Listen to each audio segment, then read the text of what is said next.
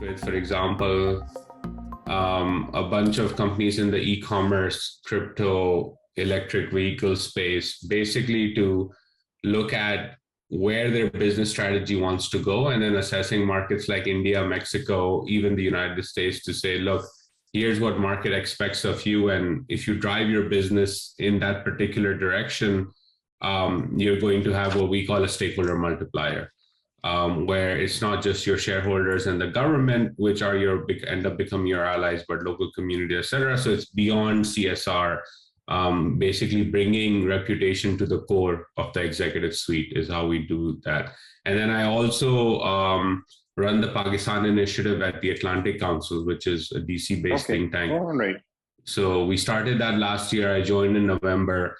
Building that out, mainly looking at Pakistan's political economy, so diversifying away from the security lens, which has been very common in DC, and looking at things like potential for crypto in Pakistan, technology sector, emerging economy issues like, potential for a blue economy and things like that. So we do a lot of the research and advocacy and engagement in Washington and in Islamabad on, hey, there's a different way to look at the country and on both sides, and let's look at more economic trade investment ties than hard security.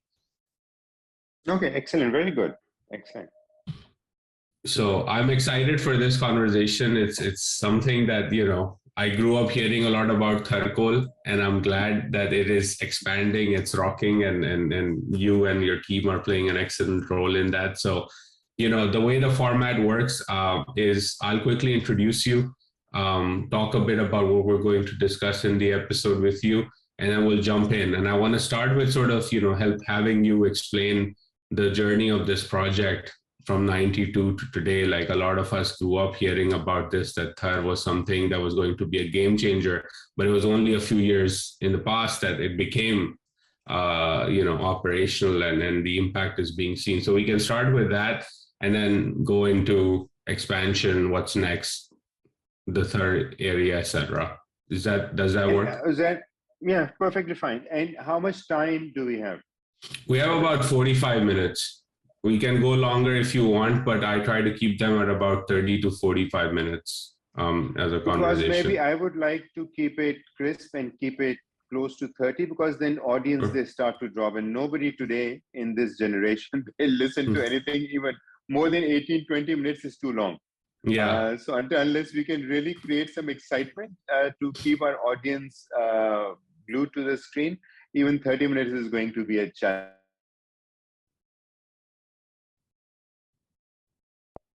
Sure, that works for me. Ask the guests to recommend books at the end.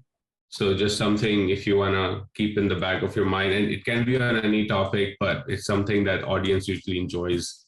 I run a reading list from my guests on Twitter, and they enjoy the fact that there's a long and growing reading list for people that they can revert to based on guests that have been on the podcast. Okay, great. All right, cool. Let me start and then we'll jump right in. Hello and welcome to another episode of Pakistonomy. My name is Uzair Yunus, and today I have the honor of having with me Mr. Amir Iqbal. He is the CEO of Sindh Anglo Coal Mining Company and the Thar Foundation. Has 27 years of experience working in Pakistan, Australia, parts of Africa, and has served in a whole host of corporate roles in Pakistan, including the CEO for Anglo Agri-Trade, Chief Commercials Officer for Anglo Fertilizer, and CEO and Managing Director for Bayer Pakistan. And we're going to talk today about something that at least I and many of you who are listening and watching grew up hearing a lot about, which is the potential of Thar Coal. 1992 is when coal was discovered, and my teenage years, I seldom recall a week where there was not a story about the potential for Thar and its role in energy security in Pakistan and transforming Pakistan. But this project only became operational in the recent past. It was part of the early harvest projects of CPEC. And it's also one of those projects that in a country like Pakistan, where the sovereign doesn't have a great relationship with investors, It stands out as a public-private partnership model where the government of Sindh holds a majority stake and has worked with private sector, including the financial sector, including Chinese stakeholders and Pakistani stakeholders, on making this work out and growing the project and its impact. So, Amir Saab, thank you so much for taking out the time today, and welcome to Pakistonomy. Yes, Assalamualaikum. And Uzair, thank you very much for inviting me for this talk. And I can see that that passion and that level of interest in your tone. So I'm very, very happy. It only helps me to narrate this beautiful story that we have created, the team has created.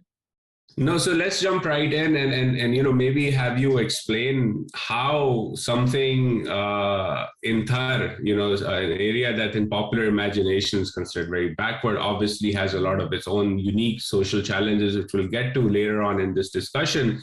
But how does a project like Thar Coal become operational through a public-private partnership model in a country where if you ask just general economic observers about working with government, they will say it's not going to happen?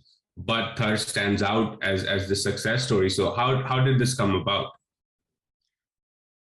So at the end of the day, it's all about the commitment and the passion of the team and the stakeholders. So it all started, as you said, it all started in 1992 when a very large coal reserves were identified. And just to put this in context for everyone is it's jaw-dropping. Pakistan, in Thar, we have coal resources which are equivalent in terms of heating value of the oil combined together of Saudi Arabia and Iran. 175 billion tons of coal, which can produce 100,000 megawatts for 20-25 years. So this is a huge resource, natural resource that we are sitting on. We have been blessed that we are sitting on. So initially, and as you said, the biggest challenge was when in 1992 and even after in the early 90s, there were a number of smaller projects which were initiated based on this finding, and the results were not very encouraging. And very reputable scientists and geologists, they say, "Nahi, this coal is not usable, it's very poor quality, you cannot take it out of the ground. As soon as you will take it out of the ground, it will burn," and so on. So there, so it was all covered with different myths and different assumptions. In 2008, 2009, after there were a couple of unsuccessful pilots or projects, government of Sindh initiated a dialogue, or they circulated a tender for inviting companies to submit their bids and to submit their proposals to develop Thar Coal. And in 2008-9 time, or 2009, Anglo submitted a letter of interest and a proposal.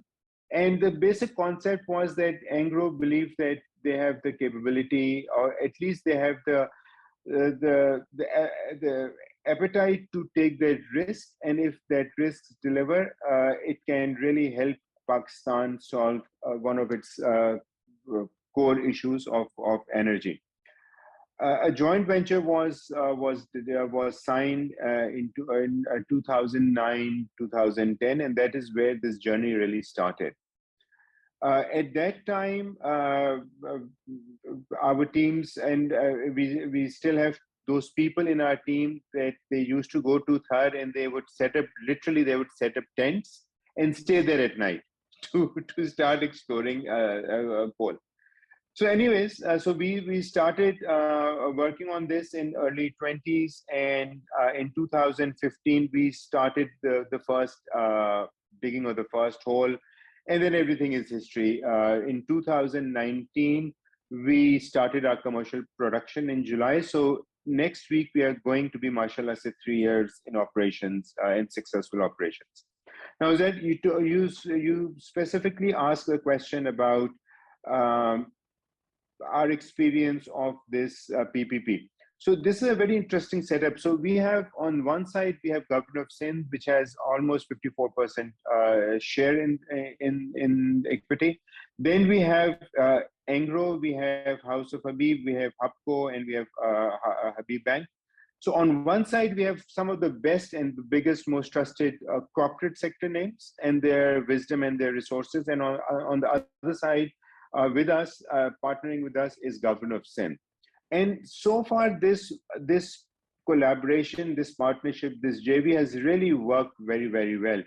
And this has been, whatever we see on ground today is result of this. And I must say that, and this is that without Government of Sindh and the contribution which they have done, this project would not have been where it is today, because they invested upfront in terms of developing infrastructure there. They've invested almost $700 million in infrastructure, in providing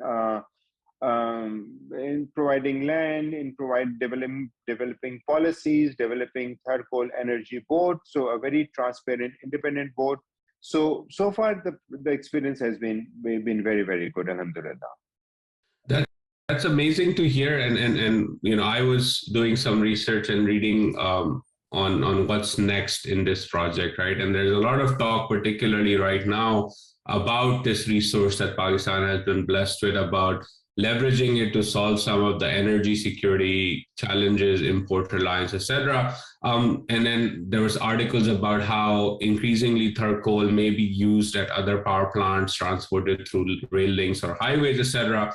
What is the status of these expansion plans? Where are we headed to in terms of this project's role in the broader energy sector of Pakistan? And what is Engro looking at in terms of the next 5, 7, 8 years in terms of expansion?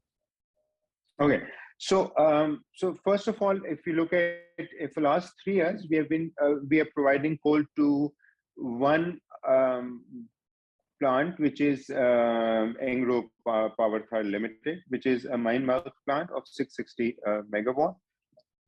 So far, if you look at last 3 years, we have already produced and supplied almost 11 million ton of coal, which has produced 10,000 gigawatt to the grid.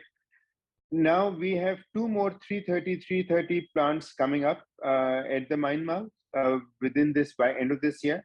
So in next 3 months time, our mine capacity, which is currently at 3.8 million ton, will expand to 7.6. And by end of 2022, inshallah, we will be producing, or different parties will be producing 1,320 megawatt to our providing to our national grid through Thar Coal. Uske baad, we are looking at multiple options now. First, we already have another power plant of agreement with Lucky, which is at Port Qasim. So that will be another 660. Inshallah, end of next year, we should be able to supply them. So by next year, we will be providing all, and then there is another in block 1. So we have block 2. So block 1, which is Shanghai, China Resource Limited. They have 1320 megawatt also coming. So by end of next year, you will find almost 3,300 megawatt being produced through Thar energy or Thar coal. Moving forward, we are looking into 3-4 different options, and this is all work in progress. The first low-hanging fruit is to convert the 4 IPPs plants, which are currently on the imported coal. We are working with the government. We are working with these IPPs on how do we convert them partially or fully on Thar coal. So that is one thing that we are piloting, or we are doing technical studies. The other big ticket item is cement industry, because one of the biggest coal import sector category is cement. So how can we convert? How can we use Thar Coal for cement. And then the third, which is a longer term vision, is how can we gasify and convert it into things like fertilizer, convert it to diesel, and so on and so forth. So over a period of time, our aspiration is that we move from energy security to even food security and other areas, because at the end of the day, coal is a source of energy, and wherever energy is being used, how can we replace And so one of the things you mentioned earlier, and I've heard this growing up, continue to hear this, is like, Thar coal catches on fire very easily, therefore transporting it is a big risk. And that, that's the reason why the power production initially has been happening by the mine itself. And now as you expand and look forward to transporting it, right, whether it's to Lucky or to other groups moving forward, how are we dealing from a technological innovation perspective in terms of that risk of coal?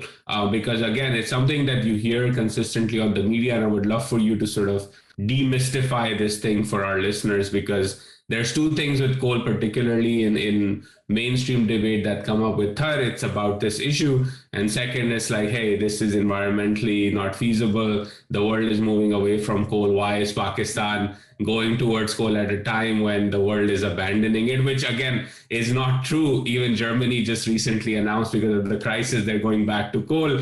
So energy security trumps everything else. But I would love for you to demystify some of these things for our listeners. Okay.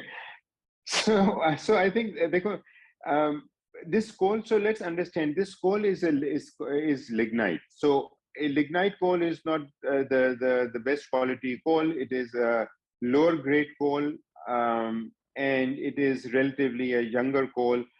So when we started, we in 2018-19, we conducted a very detailed study through our German consultant, RWE, and they did a very in-depth coal study, both in terms of its combustion and also in terms of its transportation.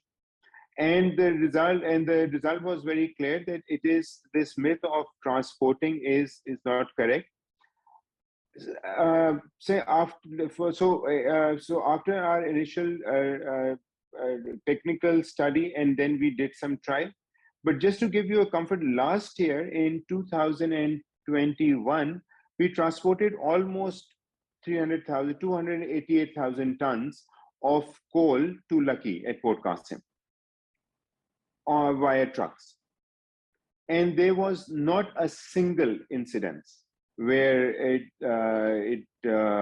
caught fire or anything like that. We have done transportation trial even till Miyawali. We have done transportation trials to other areas also. Alhamdulillah, in 3 years we have had not a single incident जहाँ के ऊपर कोई transportation में ऐसा वो. And if you look around, so Indonesia is exporting it to other countries via sea freight. In Germany, it is being transported. In South Africa, not South Africa, but in Indonesia, it is transported extensively. So it's you have to be careful, but then it is very much transportable. So now, as a next step, we have also done a very detailed study on its rail transportation, because normally rail is the preferred mode, because going by road, it increases the road transportation, and then with trucks on road, it increases other sort of safety issues also. So we have done a very detailed study of rail transportation. It is very safe, and now we are working very closely with the government to establish a rail link between Islamport and to the main line in Chor, which is a 105 kilometer project. And if that gets done, and government is very, very committed and very serious in getting it implemented at a very fast track. So if that happens, Thar Coal will get opened for the world. We will have, we can export it, we can use it in other industries, we can do whatever we want. So that will be a game changer. The rail connection between Slamcote and the rest of the country. Well, that's going to be exciting, especially in terms of, reviving the rail industry in a way in Pakistan as well, because as you said, from a freight perspective, whether it's coal or other things, rail is more feasible, less prone to accidents, cheaper from a per tonnage basis, generally speaking, as well. So looking forward to that being operationalized because it gives confidence to other actors to say, hey, the government is committed and they can pull off a 100-kilometer project and maybe 500 and then we go to 1,000, etc. So exciting about that. Let's turn to energy security because obviously in today's moment, today's time, that's top of mind for policymakers, people all over the world, especially in Pakistan, given the expensive nature of LNG. You can't find LNG in the global markets at this point. Pakistan's energy security has been consistently at risk for decades, and once more, we're feeling the pain. The people are feeling the pain of expensive power and expensive fuel. What's your take on how and whether even Pakistan can move towards energy security and the role Thar can play? And again, this idea that coal is the fuel of the past, so let's abandon it. What's your take on its role, particularly Thar's role in Pakistan's energy security? Okay, so first, let me talk about Thar's role in the energy grid. So first, we need to understand that coal has its environmental issues. I cannot hide away from and I cannot just say that coal is great. ऐसा नहीं है. Coal has its environmental issues. We need to see how do we manage it, like other countries are managing it. आज अगर मैं देखूं, अगर आज पाकिस्तान's electric grid still is relatively greener. हम अगर आज देखें तो पाकिस्तान के अंदर coal की production is close to 10% almost 10% contribution to the national grid. Whereas if I look at countries like China, almost 57, 58%, 60% is coal. India, almost 50% is coming from coal. And if I look at developed countries like US, 12%, Germany, 17, 18%, Australia, 28%. So I think we need to look at and find a good balance between our energy sustainability, economic sustainability versus environmental sustainability. And sorry to interrupt you here, but just to put those numbers in perspective, all of those countries you mentioned produce a lot more power. So that percentage Yes. in terms of production also and consumption of coal is significantly, if not exponentially larger than Pakistan's. जी बिल्कुल सही कहा आपने. There is no comparison. There is literally हम लोग तो 3.8 million की आज mine we are operating 3.8 million mine. China operates almost 4 billion on a regular basis. India is almost 1 billion. So there is no comparison. So this debate that coal has its issues, but Pakistan, we are at a stage where we have to focus on our industrial development, our economic growth. So environment is very important, but we need to set the priorities right and give more priority to our economic growth. In our economic growth, one of the fundamental hurdle is our energy. Cost of energy as well as availability of energy. और उसके अंदर Thar can definitely play a very important role. So इसमें अगर if I talk about numbers, so अगर जो आज का if I look at the power production, the energy production costs, if I look at different sectors, so if I look at imported coal today is the unit per unit cost is around 45 rupees per unit. If I look at LNG, it is in 30s, 30, 36, 40 rupees. Whereas if you look at Thar Coal, it is currently at 15, 16 rupees. But next year, when we expand to the third phase, we will come down to 12 rupees or close to 10 rupees. And as we continue to expand, we will continue to bring this cost down. Today, the power plant that we provide coal to, which is EPTL, it comes on the merit list. It comes on third level, number 3, which means for audience, that means that the fuel cost of that plant is third cheapest. And the 2 top ones are, one is the nuclear plant, the other is Och Power. So we are that competitive. And just imagine if we increase our contribution in the national grid to 20-25%, the overall basket price of electricity will come down dramatically, which will not only enable and control inflation, but more importantly, it will make us more competitive, our industries, our exports more competitive with the regional players to compete in global markets. So Thar Energy and the Thar Coal today, what is happening? That today this year, the fuel bill for Pakistan would be on north of 20 billion, 20 to 24 billion. So the more we switch to Thar Coal, we are not only saving on energy prices, but more importantly, we are saving on foreign exchange. That's one of the biggest things. So because our issues, we have 2 issues: Pakistan current account deficit, and the other one is our competitiveness in the international market. So Thar has a potential to address both of these big challenges. But obviously, this will take time, and this will take a consistent effort, not only by us, but by other blocs also, by government also, by providing conducive environment and consistent policies and so on and so forth. And I'm glad you brought up the current account deficit bit, because a lot of times, even the last few months, people have been talking about banning cheese and dog food and cat food. And my view to them is like, just look at our import bill.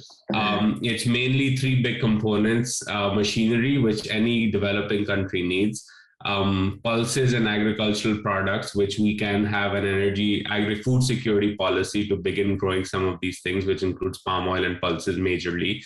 And then it's energy. And again, the energy component, as you explained, has a cost impact and a competitiveness impact on top of the current account deficit impact, which then, if you talk about regionally, power tariffs at regional parity, etc., you cannot have it when India and China and others are producing cheaper coal, and we're relying on imported energy that is expensive. So again, that helps solve not all of the problems around competitiveness, but energy is a huge component in terms of cost in Pakistan. So I'm glad you brought that up, because people miss that conversation a lot of times as well, that, for a country like Pakistan that needs over 1.5 million jobs for its youth, that needs to grow at a pretty brisk pace and has failed to do it for decades, cheap power is essential. And so long as we are not energy secure, there will always be these recurring crises, and Thar can help solve some of that problem as well. The other thing that comes up in mainstream debate, and I would love for you to talk about, is given your role, at the Thar Foundation's role in terms of the socioeconomic work within Thar. It's a backward part of the country, has been for years disconnected. The only headlines, if there are any, about Thar beyond Thar Coal are about crises, about water, nutrition, etc. in the region.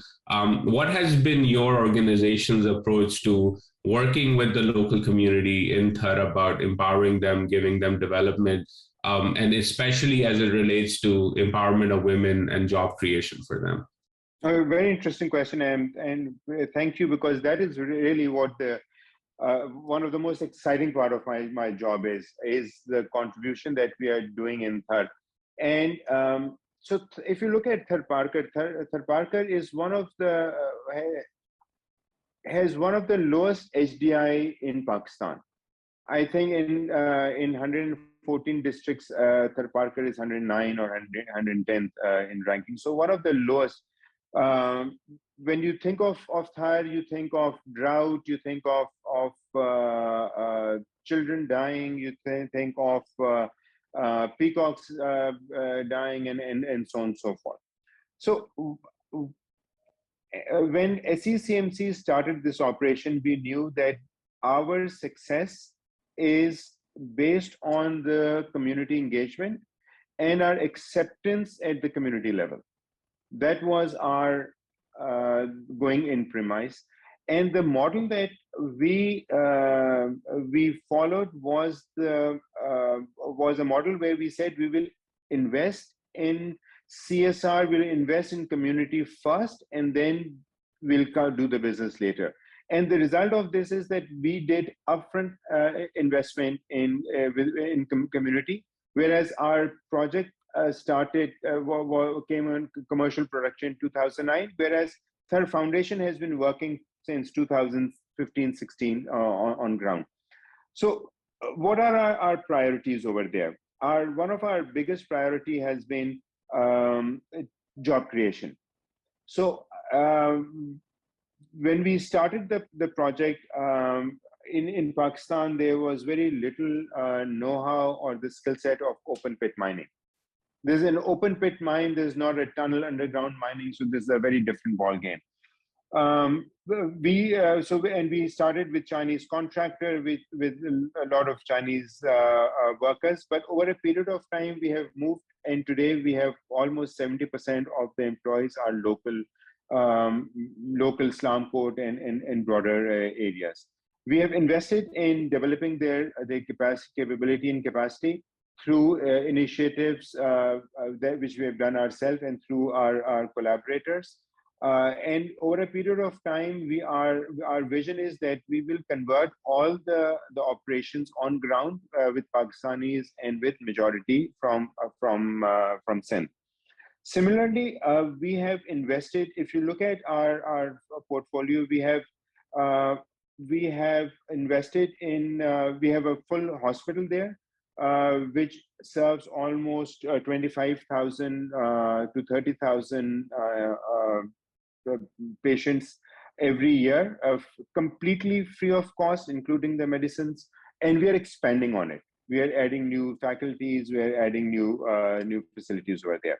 Similarly, we are running schools over there, and in collaboration with other partners, and we have an active enrollment of more than 4,000 children.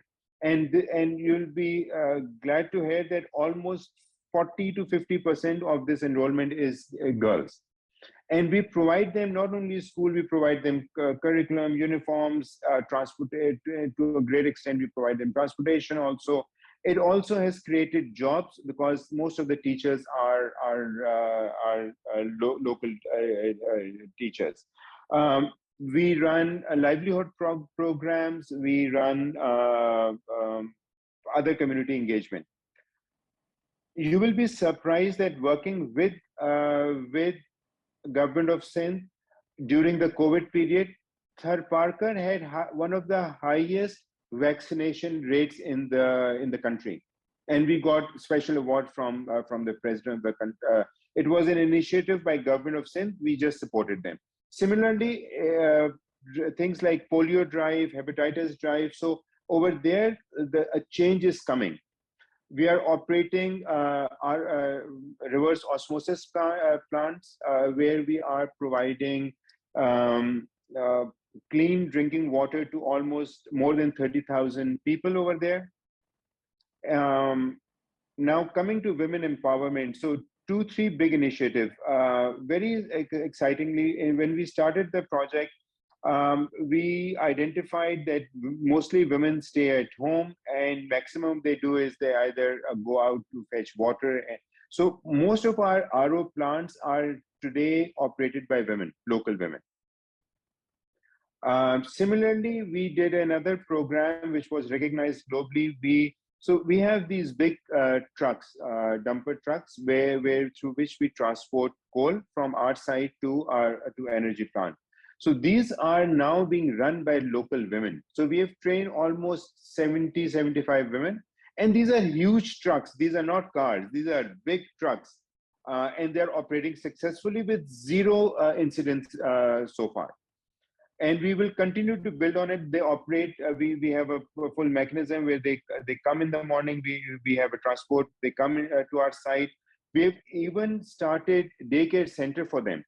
In Thar, we have a daycare center where if woman wants to come and she has a small child, that child can stay free of cost in a daycare center. She works there in a good environment, respectable environment, and then we drop her back in the evening when the shift ends. So these are some of the initiatives that we have taken, and when you go to Thar, you see this. However, to be honest, there is so much yet to be done.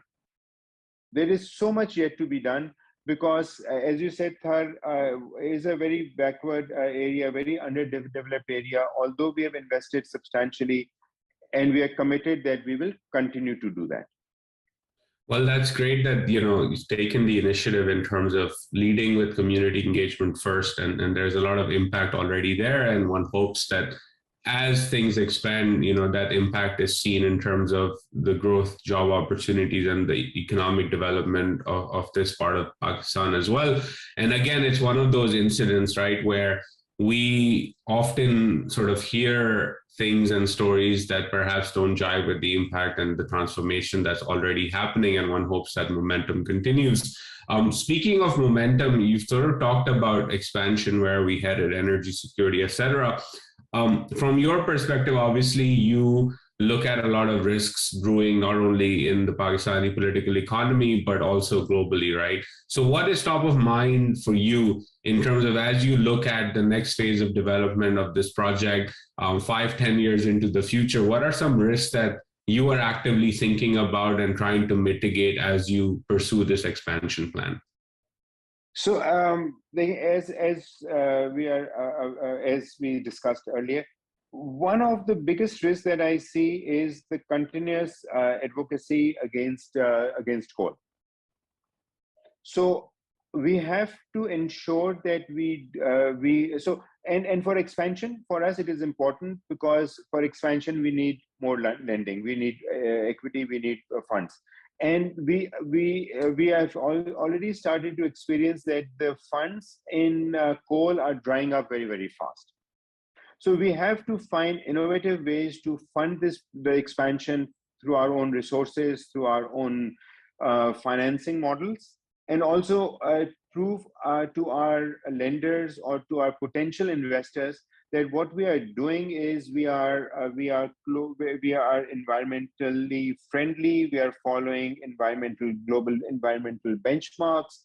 We are investing in ESG goals, and so on and so forth. So to me, the biggest challenge is how do we keep Thar Coal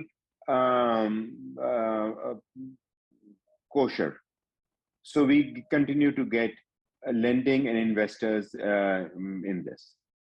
Yeah, and I think that's a global issue. I think even I was talking to a friend of mine in the oil and gas sector, and he was saying cost of capital is going up because of some of these similar environmental concerns, which again, climate change is real. It's coming down the pipe. It's the impact, even in Pakistan with the heat wave we saw this summer, and wheat output and mango output issues is there. But as we've discussed over here, right, that it's energy security is also important. Cheap cost of power is also important for a developing country like Pakistan. And I think we also need to be a bit frank, especially in discussions with international actors, that Pakistan, or even for that matter, a country like India, is not responsible for climate change. The Industrial Revolution began in the West, and the developed countries ought to share a bigger burden of that. And if Germany is going to start lighting up coal because energy security is important for them, then perhaps people should go to Europe and to the United States and even to China first before knocking on Pakistan's door to say, hey, you shouldn't be pursuing energy security for your own selves first. So I think it's one of those things that's going to be more and more diplomatically challenging to navigate. But I think Pakistani diplomats ought to take that, on the chin and take that conversation head on with developed countries, because that's how we can secure our own energy needs as well. And local energy is important and a big component of that.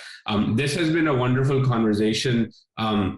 Before I let you go, again, wishing you and your team all the best, wishing the people of Thar all the best in terms of this project and its expansion. But before I let you go, I was asked my guests, what are 2 or 3 books you would recommend? It can be on any topic, but would love your recommendations to add to this growing list of reading recommendations that we have going as well. Okay, interesting question. But Uzair, before I come to that, one of my last comment on this is that, and you are very right that we hear a lot of things about coal in Pakistan and the environmental impact. And I would request people like you and others who are, especially who are connected with the youth and also connected with international think tanks, to create that awareness that for us, for a developing country, energy is the name of the game. And coal, if we manage it correctly, has its own advantages. So let us work in this coal area. There is a lot of negativity which has to be, and which is based on myths and misinterpretations. So I would request you and people who are listening on this through this podcast, please create that, understand the facts first. And I'm very, very positive. If anybody wants to visit our mine, we encourage you to come and see what we have done on ground and look at the positive impact that this project potentially can create for the country in terms of food security, in terms of energy security, in terms of forex saving. So this is huge. So let's put our priorities clear and give the world a clear message. And then it becomes, the ball comes to our court, where how do we advocate and how do we put up our case to the investors and to the broader audience. But I'm very grateful to you. Thank you very much. Very good discussion. So the books. So I think one of the books that I am reading these days, and I encourage everyone to read, is Dare to Lead, Brené Brown. She's a great author. She talks about vulnerability. She talks about shame. She talks about anxiety and so on and so forth. It's a great read, and it's an easy read. The other book that I always find very, very interesting, and I encourage young people, is Habit. I've forgotten the name of the author, but that again is a very good book. It talks about individual habits, organizational habits, and national habits. How are they created? How do they develop, and so on and so forth.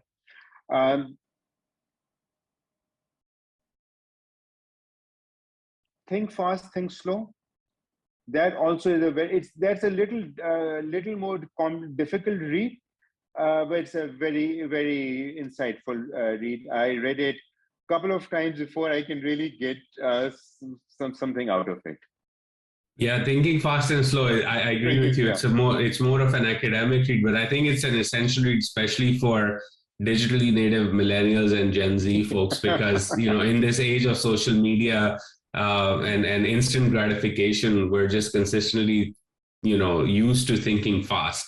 And the concept of the book in terms of explaining is that there are 2 parts of your brain, and sometimes you need to slow down, which then makes sense, right? It's like the intuitive thing we often hear is the best ideas come to you in the shower or in the bathroom. It's because your slow brain is activated, essentially. And so anyone who wants to jump a bit deeper into these academic, scientifically proven concepts should read that book. It's a phenomenal read. But Amir Saab, thank you so much for taking out the time. Really appreciated you joining us and for helping sort of explain where Thar Coal is, where it's headed, and its role in Pakistan's own economic development. So wish you and your team all the best. And inshallah, when I'm in Pakistan, I would love to visit Thar and check out the operations there in person myself. But until then, wish you and your team all the best. Thank you very much. And I look forward hosting you one of these days.